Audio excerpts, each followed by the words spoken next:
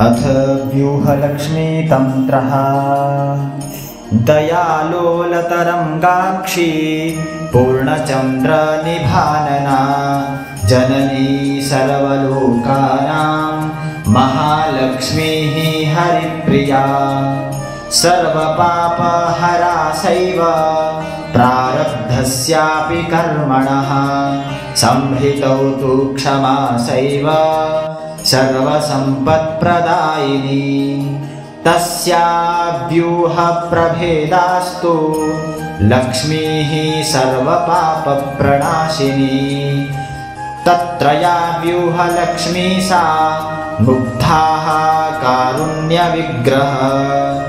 अनायासेन सा लक्ष्मीः सर्वपापप्रणाशिनी सर्वैश्वर्यप्रदा नित्यम्। तस्या मन्त्रमिमं शृणु। वेदादिमायै मात्रे च लक्ष्म्यै नतिपदं वदेत्। परमेति पदं चोक्त्रा लक्ष्म्या इति पदं ततः। विष्णुवक्षः स्थिता यै स्यात् मायाश्रितारिका ततः।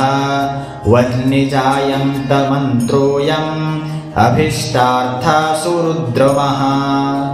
द्विभुजा व्यूहलक्ष्मी स्यात् बध्यपद्मासनप्रिया।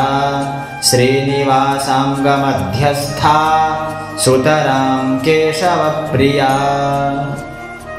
तावेव शरणं गच्छत् सर्वभावेन सत्वरम् इति मन्त्रम् उपादिश्य ददृशेन कुत्रचित् व्यूहलक्ष्मी मन्त्रः।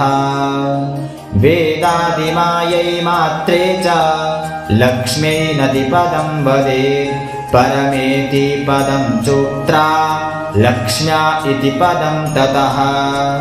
विष्णुवक्षः स्थिता यै स्यात् मायाश्रितारिका ततः। वह्निजायन्तमन्त्रोऽयम् अभीष्टार्थसुरुद्रमः। व्यूहलक्ष्मी मन्त्रः। ॐ श्रीं ॐ नमः परलक्ष्म्यै विष्णुवक्षस्थितायै रमायै आश्रिततारकायै नमो वह्निजायै नमः।